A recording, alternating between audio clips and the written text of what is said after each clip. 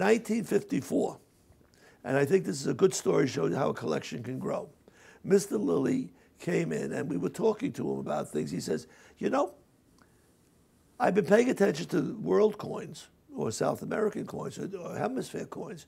He says, but I don't have anything in the United States of great interest.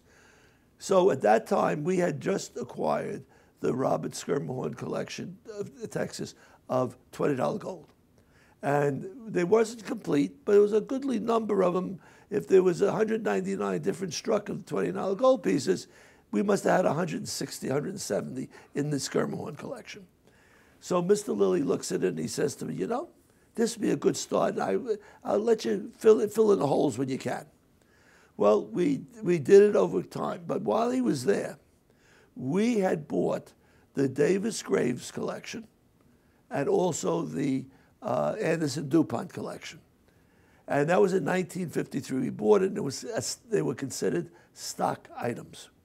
Well, when they were stock items, we would keep them in stock, but when they were sets like this, almost complete, we decided to hold it together, see if we could either offer them at auction later on or maybe sell it privately. Well, Mr. Lilly comes in, and one of the things that came from the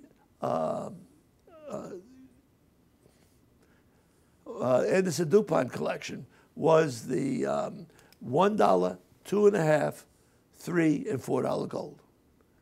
Actually, they were complete.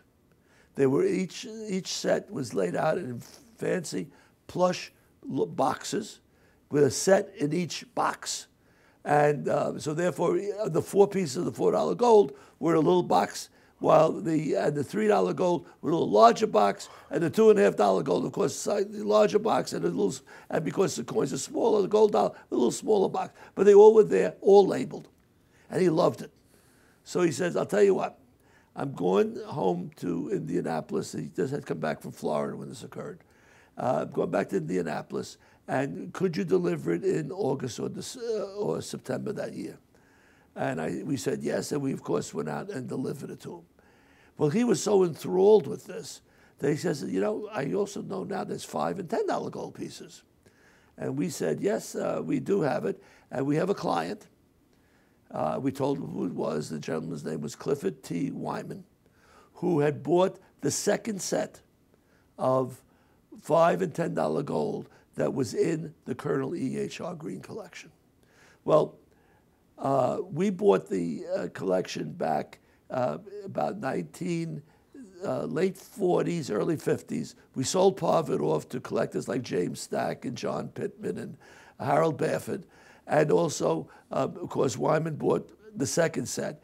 But Colonel Green was not only a collector, he was a hoarder.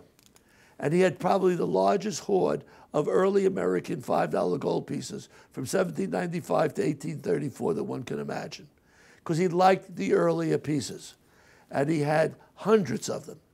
And we put them together, and we had them in stock. So if you would come in, believe it or not, at that time, some of the early ones, we would sell them to you at $45, $55 a piece.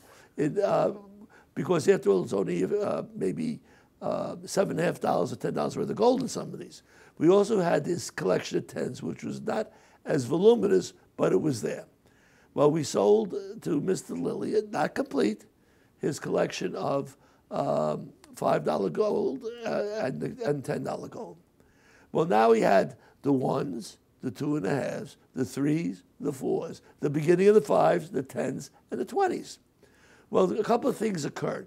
In the group that we sold to him from the Anderson DuPont collection, there was, with the 1s, there was a few pioneer coins, Beckler, and then the 2.5s, you had the Clark Gruber and Beckler and so forth. And he got interested. He says, what are these? And we, in a sense that he knew, but he wanted to know. Well, we said if we gave him a book. At that time, the standard catalog was the one that was used most, even though the guidebook was already out. The standard catalog still held prestige, which unfortunately went out of business because John Ford didn't want to write anymore. I mean, just to tell you about it. He was too busy in his company doing the writing his catalogs and things like that. So we started with explaining to him about Pioneer and Territorial, and he got interested in that because of the history, and then the history of gold, the economy of the United States, and it's also like if you were looking at the Spanish colonial, this was a group of coins that was not necessarily in general circulation, but a store of value and a way of expediting commerce if you had to during the period you owned it. Well, we kept developing his collection, and he ended up then expanding his foreign gold. He did further than that. He even put some ancients in his collection to tell the story of gold. Only in gold he was doing things. And he had the larger coins and the smaller coins. I mean, he had things as big as, which is like a small saucer, 100 ducat piece, and he had little coins the size of the little $1 gold or even smaller.